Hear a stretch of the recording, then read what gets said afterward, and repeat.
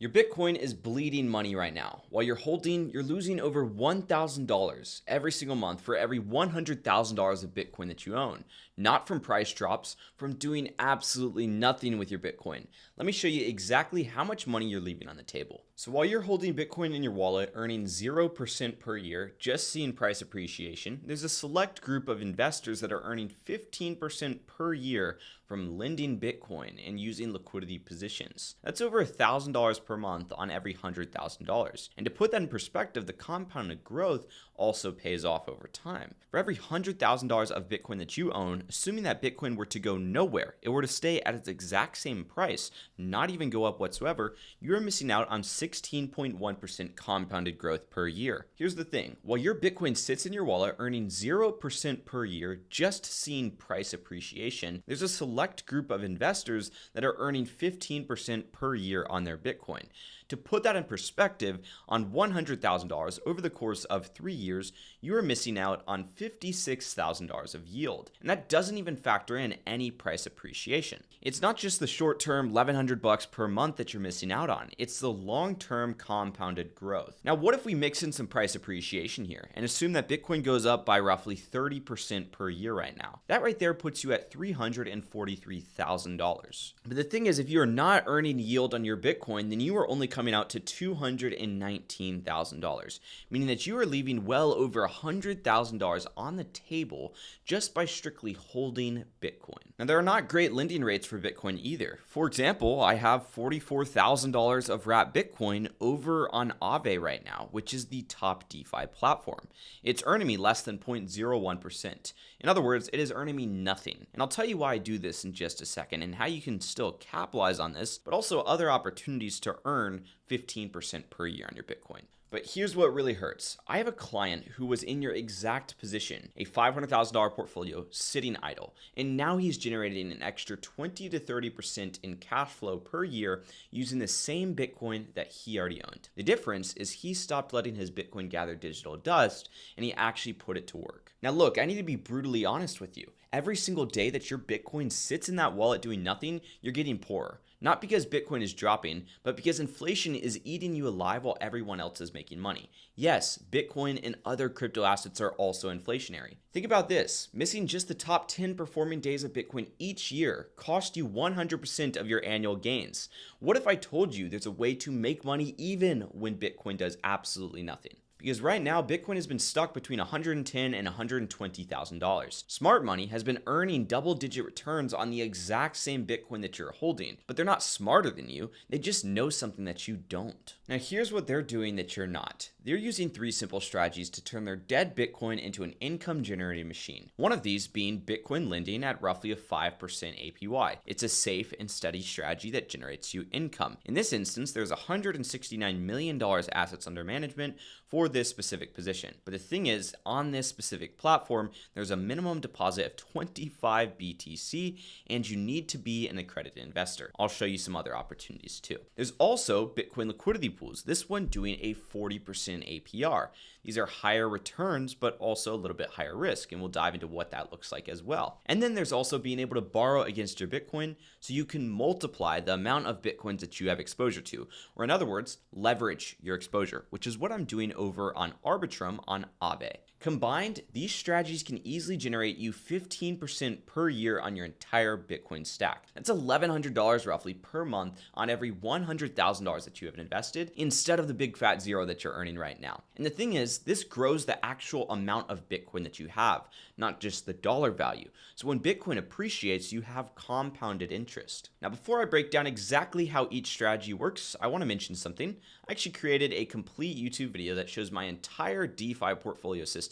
The exact blueprint I use to help clients generate consistent income from their crypto. It's completely free, and honestly, if you're tired of watching your Bitcoin sit there doing nothing while inflation eats away at your wealth, you need to watch it. The link is going to be at the top of the description. It's completely free. And honestly, I mean, if you're tired of watching your Bitcoin just sit there doing nothing while inflation eats away at your wealth, including your crypto assets, you need to watch it. The link's at the top of the description, but right now, let me show you strategy number 1 because this is where most people should start. The first strategy is Bitcoin lending. You're basically becoming the bank. Other people need to borrow Bitcoin for whatever reason, and they will pay you interest for it. Now, one of these platforms is Maple Finance. They have $169 million assets under management, but they do have a minimum deposit of 25 BTC, which is over $2.5 million. The target APY on this is 4 to 6% per year. And on top of that, you need to be an accredited investor. So what I would say is this is probably not going to be the best opportunity for most people. However, there are opportunities like Silo Finance, where you can be completely liquid,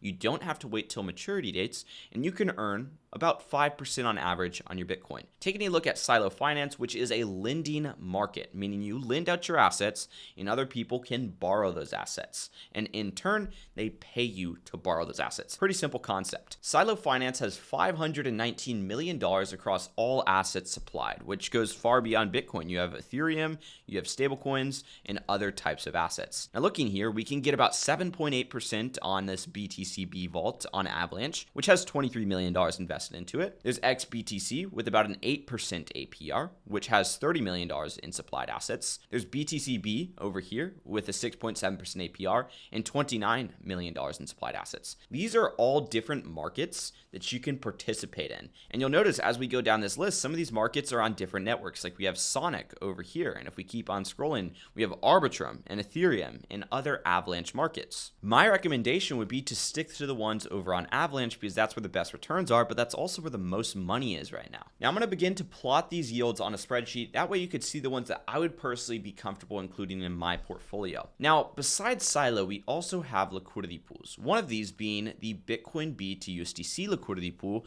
over on Black Hole with a wider range of $103,000 to $126,000 per Bitcoin, where we're providing liquidity, we can earn about a 35% APR. The thing is, as the market moves up, people are buying our Bitcoin, meaning that we're losing exposure to it and gaining exposure to USDC. As the market moves down, we're gaining exposure to Bitcoin, which is completely fine in my eyes. And there's also a lot of other Bitcoin opportunities over on Black Hole. For example, if we were to pair wrap Bitcoin with Bitcoin B on a narrow range, we could get about 4% per year return, meaning that worst case scenario, we're ending up with a different derivative of Bitcoin. But I would do about a 30% allocation over to Black Hole, which is doing about a 35% APR on average. And on top of that, we have Spectra, which is another type of liquidity pool over here, which essentially uses fixed yield positions. And this is doing about 11.5% per year. But it is somewhat limited because you can see that there's only 35 days remaining in this cycle, and it will most likely be lower after that. But the annualized return is 11.5%. I would allocate 20% of my capital there. Why? Because I'm going to have to replace it in about a month and a half or so anyways, so I don't want to allocate a huge chunk of my portfolio. And then the next thing that we can do is leverage up our Bitcoin exposure, which isn't going to produce us much money. However, it is going to give us leveraged long exposure to Bitcoin. And the reason why we might want to do this is simply because over here in Bitcoin B to USDC, we are actually going to have to allocate some portion of the portfolio to USDC. So we can combat our USDC exposure by just simply leveraging up on Bitcoin using a platform like Aave, which will actually cost us about 3% per year. But the process on leveraging up is basically we are collateralizing Bitcoin, borrowing against that Bitcoin USDC, and then taking that USDC and swapping it back to Bitcoin and putting it back on this market. All in all, when we do a weighted average based on all these allocations, we are doing about a 14.5% APR on our Bitcoin every single year per $100,000, which once again, when we break that down, that's $14,500 per year or roughly $1,200 per month. And that does not assume any appreciation on Bitcoin. But the thing is, when our Bitcoin position goes up to say $110,000, right, we are now generating $1,300 per month. When it goes up to $150,000, we're generating $1,800 per month. So these yields are going to stay the same even when Bitcoin goes up in value. Now, I'm not going to lie to you like most people on YouTube will. This 35% APR strategy has more risk than this 8% APR strategy, right? Because in this BTCB to USDC pool, as Bitcoin goes up, people are buying it from us and giving us USDC. As it goes down, they are selling it to us and giving us Bitcoin, which is exactly why we include the leverage over here. Our goal is to have a little bit of leverage so that way we can kind of cut out our USDC exposure so we still have a one-to-one Bitcoin exposure basically. But here's what nobody talks about. The biggest risk is doing nothing. While you're worried about impermanent loss or worried about smart contracts being exploited, you're experiencing a guaranteed loss from inflation and missed income. And that's why I recommend just starting with 20% of your Bitcoin in a high yield pool, or starting with 20% of your Bitcoin in a lending market and keeping the rest in hodls or safer strategies. That way you can mitigate your overall portfolio's risk. And then as you get more comfortable, you can start to scale up those strategies. So look, I've just shown you how to stop bleeding money and start generating real income from your Bitcoin.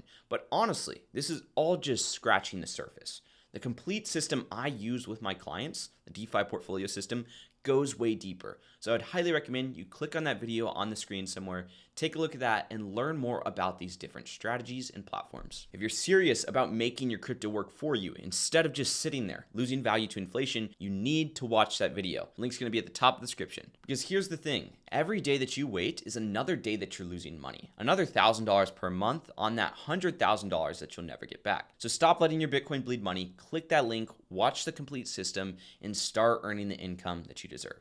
If you enjoyed, you found some value here, drop a like, subscribe, notifications turned on. I'll see you guys in the next one. Peace.